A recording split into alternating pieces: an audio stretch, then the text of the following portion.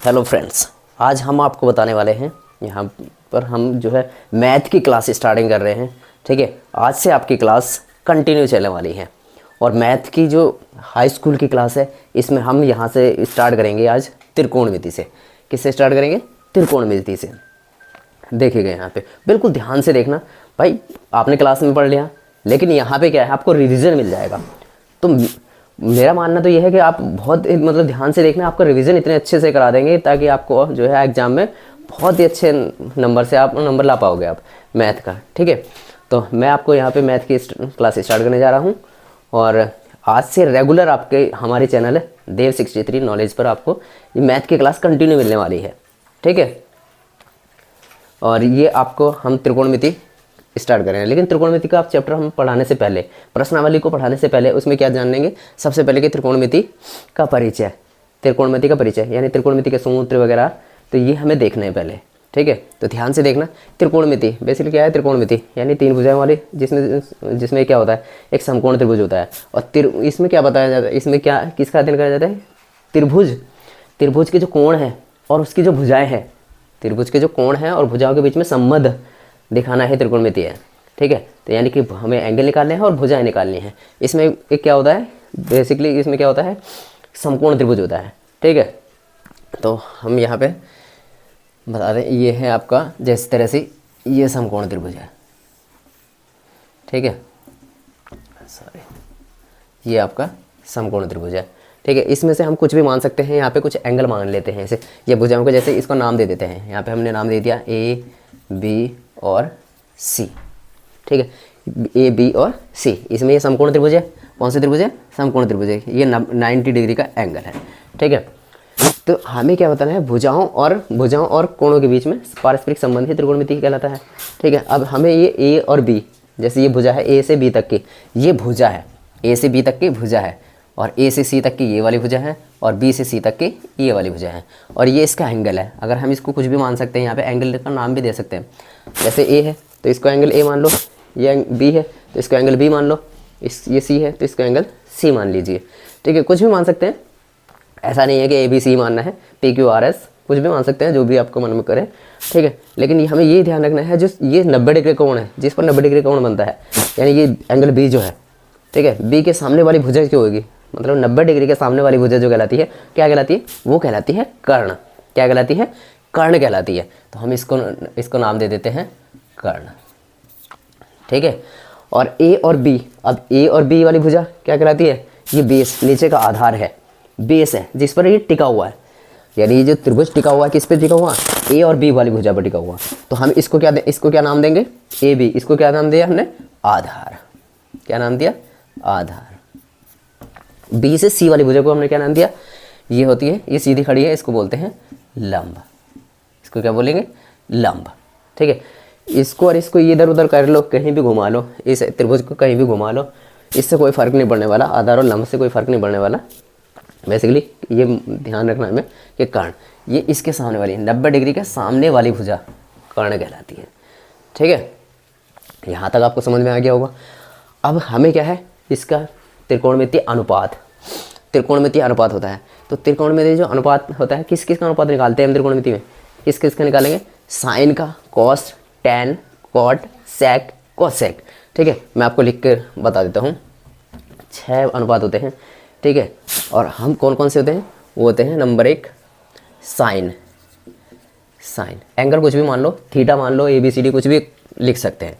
ठीक है, मैं आपको बता देता हूँ साइन। दूसरा कॉस, तीसरे नंबर पे टैन, चौथे नंबर पे साइन, कॉस, टैन, कॉट, फिर 5वें नंबर पे सेक, 6ठे नंबर पे कोसेक।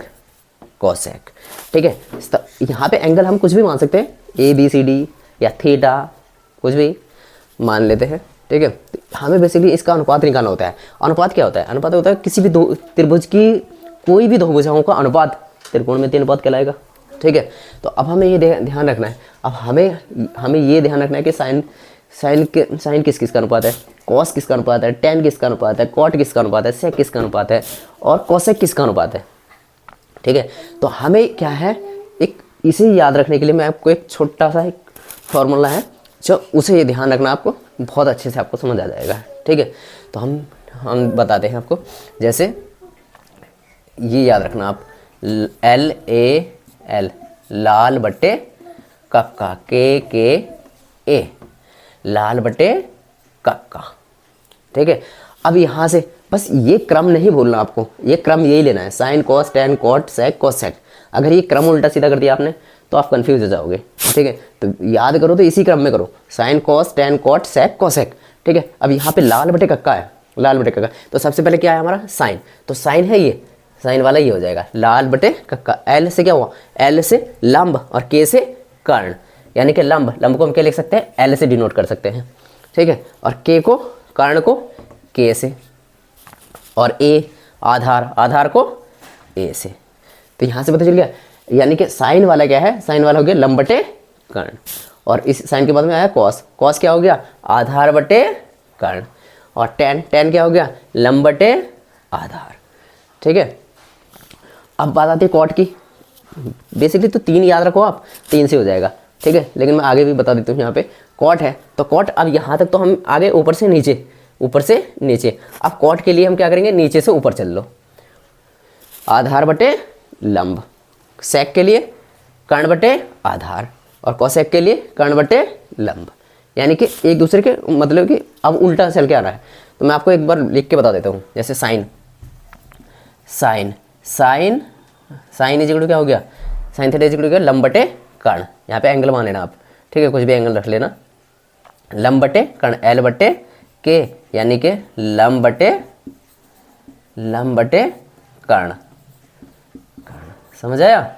अब साइन के बाद में cos, cos cos theta, cos is equal to क्या हो गया, आधार बटे कर्ण, ए बटे के, आधार बटे कर्ण।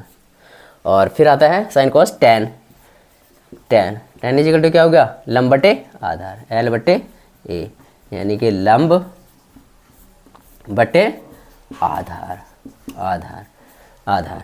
ठीक है, तीनों याद आ गए आपको। अगर 3 पता चल गए तो और बाकी 3 में कुछ नहीं है। अगर ये आपको 3 यहाँ तक याद है ना, साइन कॉस टैन वाले, तो ये तो एक दूसरे के व्युत्क्रम है, यानी कि रेसिप्रोकल है, यानी उल्टे हैं। व्युत्क्रम उल्टा कर दीजिए बस। साइन वाला किसका उल्टा होता है, कोसेक का। तो यानी कि साइन हमारे यहाँ से जब हम उल्टे चले तो यहाँ से कॉट आया, तो हम लिख देते हैं हम यहाँ पे, कॉट इज इक्वल टू क्या हो गया, आधार बटे लंब, आधार बटे लंब, आधार बटे लंब हो गया। ठीक है, अब sine cos tan cot sec, sec क्या हुआ, कर्ण बटे आधार, सेक क्या हुआ, कर्ण बटे आधार, के बटे ए, यानी कि कर्ण बटे आधार, आधार आधार। ठीक है, कॉसेक, कॉसेक क्या हो गया, कर्ण बटे लंब, कर्ण बटे लंब, कर्ण बटे लंब। ठीक है, यहाँ तक ये 6 के 6 पता चल गए। बस ये आपको 3 याद हैं, साइन कॉस टैन वाले याद हैं, तो ये एक दूसरे के व्युत्क्रम है, यानी उल्टा ही चलना है। तो बेसिकली ये जो है ये त्रिकोणमिति की नींव है भाई, त्रिकोणमिति की नींव है। अगर ये आपको सही से समझ आ जाएगा तो आगे आप सवाल आसानी से कर पाओगे। ठीक है, आपको लग रहा होगा बहुत आसान आसान है, ये तो बहुत बार पढ़ लिया हमने, लेकिन क्या है, जितना आप रिवीजन करोगे ना, जितना आप उसे बेसिकली नींव से देखोगे, नीचे की गहराई से देखोगे, तो भाई सबसे बेस इसका यही है। अगर बेस आपका अच्छा हो गया ना, ये समझ अच्छे से आ गया, तो आगे सवाल करने में बहुत आपको आसानी होगी। ठीक है, तो इसलिए ये आप ध्यान से देखना। ठीक है, यहाँ तक समझ आ गया आपको। ठीक है, अब हम आगे इसका स्टार्ट करते हैं। ठीक है, तो यहाँ तक जो मैंने आपको बताया अभी वो समझ आ गया। अब यहाँ देखो, ये हमने हमारा त्रिभुज है। ठीक है, इसके सामने वाली भुजा ये क्या है, कर्ण। भुजा कौन सी है, ये ए से लेके सी तक कर्ण, कर्ण वाली जो भुजा है, हम आपको अलग अलग ये इसकी भुजाओं का अनुपात निकालना है, एंगल निकालना है, इसके बीच में संबंध बताना है। ठीक है, तो यानी कि हमारी जो भुजाएं, अब हमें इसमें पहले ये देख लेते हैं भुजाएं कौन कौन सी हैं, भुजाएं कौन कौन सी हैं। ठीक है, तो कर्ण वाली भुजा कौन सी है, यानी कि जो 90 डिग्री के सामने वाली भुजा हमेशा कर्ण होगी, बस ये ध्यान रखना। 90 डिग्री एंगल के सामने वाली भुजा, 90 डिग्री के कोण के सामने वाली भुजा क्या होगी, हमेशा कर्ण होगी, ये ध्यान रखना। ठीक है, तो कर्ण, कर्ण बराबर कौन सी भुजा आएगी, ए से लेके सी तक, कौन सी आएगी, ए से सी तक की भुजा कर्ण होगी। ठीक है, अब आधार, आधार यानी किस पे टिका हुआ है, टिका हुआ किस पे त्रिभुज है, इस पे रखा हुआ है, जिस पे टिका हुआ है, जिस पे बेस है, आधार है, जिस पे टिका हुआ है, वो कौन सी भुजा है, ए से बी आधार। कौन सी भुजा है, ए से बी तक, ए बी। अब बी से लेके सी तक ये लंब जिस पे खड़ी हुई है वो कौन सी भुजा है, लंब, लंब। अब लंब कौन सी है, बी से सी तक, कौन सी भुजा है, बी से सी तक, कौन सी भुजा है, बी से लेके सी तक, यहाँ से बी से सी तक, ये उसकी लंब भुजा होगी। ठीक है, तो ये हमें भुजा पता चल गया। हमें इसके बीच में क्या है, अनुपात ही निकालना है। वही चीज़ है कि जो हमने अभी पढ़ा, sine theta is equal to क्या होता है, क्या होता है, लाल बटे कक्का से हमने देखा कि लंब बटे कर्ण होता है। तो ये बेसिकली इसकी हमारी भुजाएं होगी, ये हमारे एंगल हो गए, ये हमने अभी एंगल भी देख लिए। ठीक है, त्रिभुज के आपको पता ही होगा, त्रिभुज के तीनों कोणों का योग क्या होता है, 180 डिग्री होता है, 90 डिग्री होता है, ये 45 हुआ, जितनी आएगी इतनी ही आएगी। ठीक है, तो ये हमारा क्या है, ये हमारा आपको बेसिक इसका पता चल गया। ठीक है, अब क्या है, त्रिकोणमिति, त्रिकोणमिति में जो है पाइथागोरस प्रमेय, यहाँ से क्या आती है, पाइथागोरस प्रमेय। पाइथागोरस प्रमेय, पाइथागोरस जी एक जो साइंटिस्ट थे, उन्होंने एक यहाँ पे इसे जो है सीधे किया था। पाइथागोरस उन्होंने एक प्रमेय बनाई है, उन्हीं के नाम पर उसका नामकरण हुआ पाइथागोरस प्रमेय। पाइथागोरस जी ने ही बनाई वो प्रमेय, पाइथागोरस जी ने जो सीधे किया है वो क्या किया है, पाइथागोरस जी ने कहा है कि जो कर्ण है, कर्ण की भुजा का वर्ग जो है लंब की भुजा के वर्ग के प्लस आधार की भुजा के वर्ग के बराबर होता है। ठीक है, तो ये भाई ये ध्यान रखना, 20 है इसका। क्या बोला उन्होंने, पाइथागोरस जी ने क्या कहा, भाई इसे सिद्ध करने की जरूरत नहीं है, सिद्ध करने में जाओगे तो उनके जीवन परिचय में अटके के रह जाओगे। ठीक है, तो इसलिए इतना डीपली नहीं जाना। पाइथागोरस जी ने जो उन्होंने प्रमेय दी थी उसे ध्यान रखना है, उसे याद करना है। ठीक है, तो पाइथागोरस जी ने क्या कहा था कि जो कर्ण का वर्ग है, चलो मैं लिख देता हूँ, यहाँ पे लिख देता हूँ, सॉरी, पाइथागोरस, पाइथागोरस, पाइथागोरस प्रमेय, पाइथागोरस प्रमेय इन्होंने सीधे करा था। बस आपको ये ध्यान रखना क्या कहा था उन्होंने क्या कहा था, पाइथागोरस जी ने कहा था जो कर्ण है, कर्ण का वर्ग यानी कि जो कर्ण वाली भुजा है उसका वर्ग प्लस बराबर नहीं, सॉरी प्लस नहीं, कर्ण का वर्ग यानी कर्ण वाली जो भुजा है उसका वर्ग बराबर आधार वाली जो भुजा है, आधार वाली भुजा है उसका वर्ग प्लस लंब वाली जो भुजा है, लंब का वर्ग, लंब वाली जो भुजा है उसका वर्ग। तो यानी कि कर्ण वाली भुजा कौन सी है हमारी, ए सी, कौन सी है, ए सी, तो ए सी का वर्ग। और आधार वाली भुजा कौन सी है हमारी, ए बी, तो ए बी का वर्ग प्लस लंब वाली भुजा कौन सी हमारी, बी से सी, यानी बी सी का वर्ग। इसे ब्रैकेट में करके लिखो तो ज़्यादा बढ़िया है, नहीं तो आप सोचोगे कि सी का वर्ग कर दिया, सी का स्क्वायर कर दिया। ठीक है, तो यहाँ पे इसे ब्रैकेट में करके लिखो तो ज़्यादा अच्छा है। अब इसे शॉर्ट तरीके में याद करने के लिए ए बी बी सी, ये इसका कोई वो नहीं है। हम इसको ध्यान रखने के लिए हम क्या करेंगे, इसको सीधे सीधे कर्ण को किससे प्रतिष्ठित करा था हमने, के से, तो के का वर्ग बराबर आधार को किससे, ए से, ए का वर्ग प्लस लंब को किससे, एल से, एल से डिनोट करा था एल का वर्ग। ठीक है, एल का वर्ग, ये हो गया। ठीक है, अब हमें अगर इसका मान निकालना है, कर्ण का मान निकालना है, तो के स्क्वायर, के इधर का स्क्वायर इधर हटाएंगे तो इस पे क्या चढ़ जाएगा, सारे पे वर्गमूल, यानी कि के इक्वल टू क्या हो जाएगा, रूट के अंदर हो जाएगा, ये सारा का सारा क्या हो जाएगा, आधार का वर्ग प्लस लंब का वर्ग।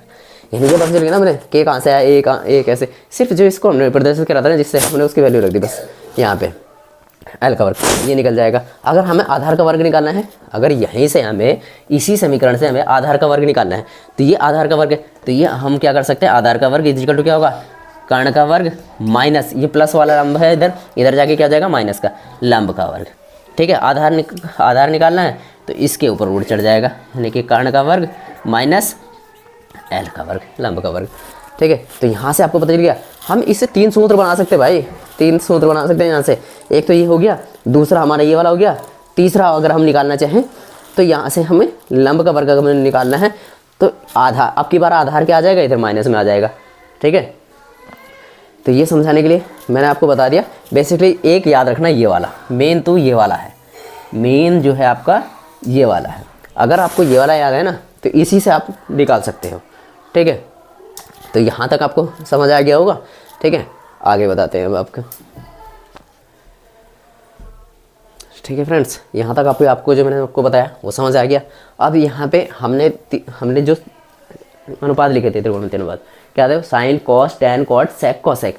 आपको पता चल गया होगा साइन किसके व्युत्क्रमानुपाती, जो हमने वही बताया था तो उससे तो कुछ देर पहले हमने बताया था कि साइन किसके व्युत्क्रमानुपाती था? साइन थीटा इजिकल टू क्या होता है? 1 कोसेक थीटा, कोसेक थीटा। यानी कि हमने ये देखा था जो साइन वाला किसका व्युत्क्रमानुपाती था? कोसेक के। यानी कि साइन वाला किसके रेसिप्रोकल था? कोसेक थीटा के। यानी कि जो साइन की वैल्यू है, अगर हमें कोसेक की वैल्यू निकालनी है तो यहाँ से हम क्या कर सकते हैं? कोसेक की वैल्यू निकालें तो कोसेक थीटा इजिकल टू क्या हो जाएगा? 1 साइन थीटा। यानी कि जो हमारे साइन की वैल्यू आएगी, अगर हमें उसको कोसेक की वैल्यू निकालनी है तो साइन की वैल्यू का अपोजिट कर देंगे, यानी कि उल्टा कर देंगे, यानी व्युत्क्रम कर देंगे। ठीक है, निकल जाएगी। और जैसे साइन का हो गया कॉस थीटा, कॉस थीटा किसके व्युत्क्रमानुपाती था? सेक थीटा के। अगर हमें सेक थीटा की वैल्यू निकालनी है, तो 1 क्या हो जाएगा? Cos theta. यानी कि सेक थीटा की वैल्यू निकालनी है तो कॉस थीटा का व्युत्क्रम कर देंगे। इसी तरह से हमारा टैन थीटा इजिकल टू क्या था? 1 कॉट थीटा। अगर हमें कॉट थीटा की वैल्यू निकालनी है तो क्या आएगा? 1 टैन थीटा। यानी कि समझ रहे हो ना? यानी कि साइन किसके व्युत्क्रमानुपाती है? कोसेक के। कॉस किसके व्युत्क्रमानुपाती है? सेक के। टैन किसके व्युत्क्रमानुपाती है? कॉट के। ठीक है, तो यहाँ तक आपको समझ में आ गया होगा। अब हम आपको बताने वाले हैं जो इसकी जो मान है, इसका जो मान है साइन, हमें कुछ इसमें त्रिकोण के ये एंगल ये निकालने आते हैं, इसमें संबंध बताना होता है।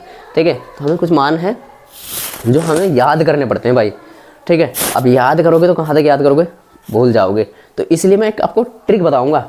ठीक है, जैसे साइन 0 डिग्री का, साइन 30 डिग्री का, साइन 45 डिग्री का, साइन 60 डिग्री का, साइन 90 डिग्री का, साइन 120 डिग्री का, 105 डिग्री का, 120 डिग्री का, इस तरह से मान 180 तक की ट्रिक है। लेकिन आप बेसिकली आप अगर 90 तक भी याद कर लोगे ना, आप 90 तक भी आप समझ जाओगे, साइन 90 डिग्री तक भी अगर आप समझ जाओगे तो उसके आगे आप अपने आप निकाल सकते हो, क्योंकि इसमें बहुत अभी और भी सूत्र हैं, वो भी बताऊँगा। ठीक है, तो मैं आपको जो बताने वाला हूँ अभी, वो आपको उसकी ट्रिक बनाने वाला हूँ कि 0 से लेके 0 degree, 27 degree, 45 degree, 60 degree, 90 degree का मान निकालना, साइन कॉस टैन, इन सभी के मान निकालने के लिए। तो ठीक है, तो मैं एक छोटी सी ट्रिक बताऊंगा आपको, बहुत अच्छी है।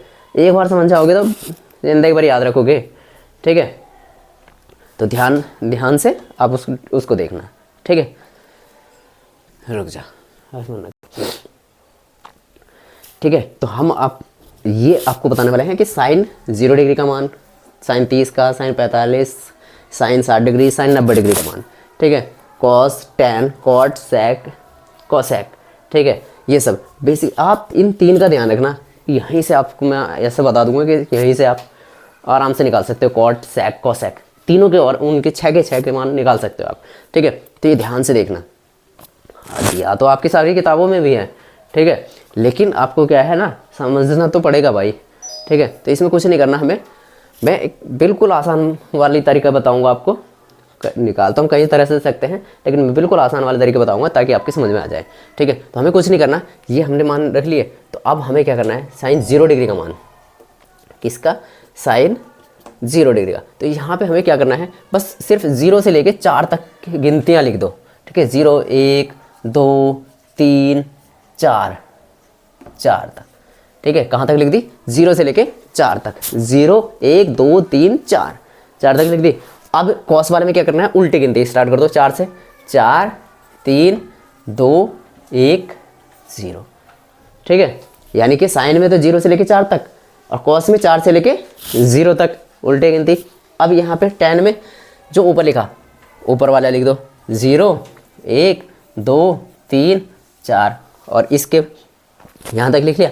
अब इनके साइन और कॉस वाले ध्यान रखना है, साइन और कॉस वाले इनमें क्या करना है, सबको 4 से भाग देनी है। क्या करना है? 4 से भाग देनी है। क्या करना है? 4 से भाग देनी है। लो जी, 4 से भाग दे दी हमने। ठीक है, 4 से भाग देनी है। अब हमें कॉस टैन वाले में क्या करना है, टैन वाले में हमें 4 से भाग नहीं देनी, ये ध्यान रखना। साइन और कॉस वाले में 4 से भाग देनी, लेकिन टैन वाले में 4 से भाग नहीं देनी। हमें क्या करना है, जो कॉस वाली हमने ऊपर वाली लाइन लिखी, यानी कि हमने टैन में क्या लिखा, 0 से लेकर 4 तक गिनती लिखी ऊपर, और नीचे क्या लिख रहे हैं, उल्टी गिनती लिख देंगे। 4, 3, 2, 1 और 0। समझ आया। यहाँ पे हमने क्या करा, 0 से लेकर 4 तक की गिनतियाँ लिखी, कॉस में हमने 4 से लेकर उल्टी गिनती लिखी 0 तक। अब tan में हमारा क्या होगा, 0 से लेकर 4 तक की गिनती होगी, फिर इसके बटे में 4 से लेकर उल्टी गिनती होगी 0, और इन दोनों में 4 से भाग देना है। ठीक है, भाग देने के बाद में इसके क्या निकालना है, हमें वर्गमूल निकालना है। क्या निकालना है, वर्गमूल निकालना है। वर्गमूल जो आपने बेसिकली क्लास में आपने सीखा होगा। ठीक है, नहीं भी सीखा तो आपको हम किसी क्लास में बताएंगे, ज़रूर बताएंगे। ठीक है, तो हम यहाँ पे इसका क्या निकालते हैं, वर्गमूल निकालना है। सभी का क्या करना है, वर्गमूल निकालना है, सभी का वर्गमूल निकालना है, सभी का वर्गमूल निकालना है। ठीक है, हमने क्या करना है, सभी का वर्गमूल निकालना है। ठीक है, अब वर्गमूल निकालेंगे हमें, बस देखो यहाँ पे क्या आया, 0 को हम किससे भाग दे रहे हैं, 4 से भाग दे रहे हैं। 0 को हम किससे भाग दे रहे हैं, 4 से भाग दे रहे हैं। लेकिन यहाँ पे क्या कर रहे हैं, हम 4 को 0 से भाग दे रहे हैं। तो ये नहीं है कि यहाँ भी 0 आएगा तो यहाँ भी 0 आएगा। ठीक है, तो ये हमें ध्यान रखना है, ये थोड़ा कन्फ्यूज़ हो जाते हैं, यहाँ पे कन्फ्यूज़ होते हैं। तो जो कन्फ्यूज़ वाली चीज़ें मैं बिल्कुल क्लियर करूँगा आपको। यहाँ पे अगर हम किसी भी संख्या से 0 को भाग देते हैं, जैसे किसी भी संख्या से 4 से 1 2 3 4 किसी भी संख्या से 0 को भाग देते हैं तो क्या आता है, 0 ही आता है। ठीक है, अब इसका वर्गमूल निकालेंगे तो 1 का वर्गमूल आता है 1 और 4 का वर्गमूल आता है 2। तो इसका साइन 30 डिग्री का मान कितना आ गया, 1/2। भाई इसको 2 से भाग भी दे दोगे तो 0.5 आ जाएगा। ठीक है, लेकिन हमें भी इतना डीपली नहीं जाना। ठीक है, निकाल सकते हो आप। ठीक है, अब यहाँ पे हम 2 से इसको काटेंगे तो क्या आ जाएगा, 1/√2। इसका क्या आ जाएगा, √3/2। और यहाँ पे क्या आ जाएगा, साइन 90 डिग्री का मान कितना आ जाएगा, 1। 4 से 4 डिवाइड हो जाएगा और 1 का वर्गमूल 1 ही आ जाएगा। ठीक है, तो ये आ गया। इसी तरह से इसका 1 आ जाएगा, इसका कितना आ जाएगा, √3/2 आ जाएगा। इसका कितना आ जाएगा, 1/√2 आ जाएगा। इसके कितना आ जाएगा, 1/2 आ जाएगा। और इसका कितना आ जाएगा, 0 आ जाएगा। ठीक है, अब यहाँ से इसी तरह से tan का, इसका तो आ गया 0, इसका कितना आ गया, 1/√3 साइन 30 डिग्री का, साइन 45 का मान कितना, 2 से 2 डिग्री का 1 आ जाएगा। यहाँ से कितना आ गया, √3 आ जाएगा, बट 1 को छोड़ दो। ठीक है, यहाँ से 4 को, अब हम यहाँ पे 4 को भाग दे रहे हैं 0 से। अगर किसी भी संख्या को 0 से भाग देते हैं तो वहाँ पे क्या आता है, इन्फिनिटी यानी अपरिमित आता है। ठीक है, इन्फिनिटी आता है यानी अपरिमित आता है। ठीक है, तो यहाँ तक आपको समझ में आ गया होगा। ठीक है, अब यहाँ पे अगर देखो, आप अगर ध्यान से देखो तो यहाँ पे क्या है, 0 से लेके 0 1/2 1/√2 √3/2 और 1। अब कॉस का क्या आया, यानी यहाँ से उल्टा स्टार्ट कर दिया, 1 √3/2 फिर 1/√2 फिर 1/2 फिर 0, यानी कि एक दूसरे का अपोजिट हो गए।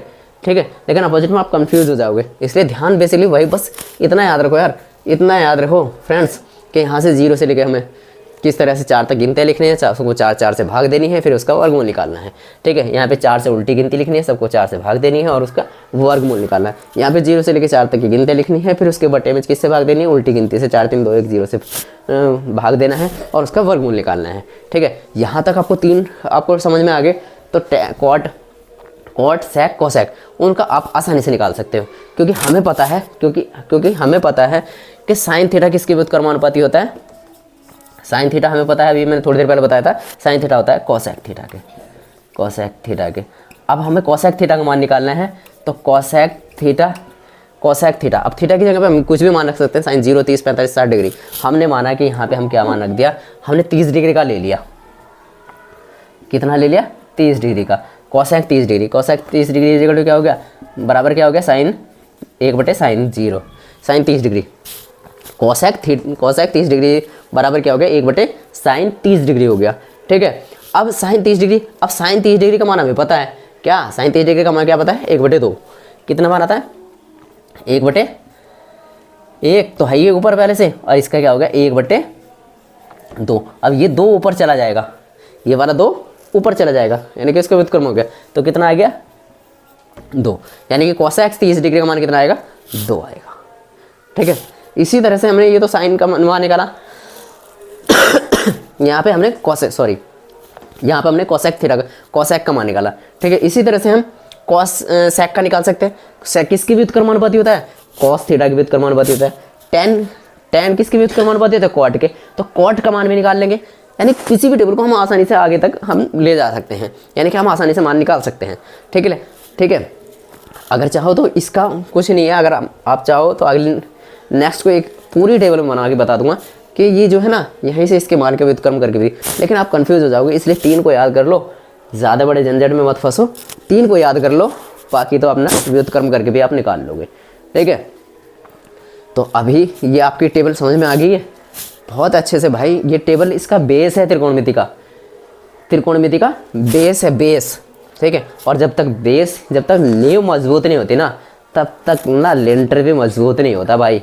ठीक है, तो फ्रेंड्स ये जो है बेस आपको पक्का करके चलना है, तभी त्रिकोणमिति के सवाल आप आसानी से कर पाओगे।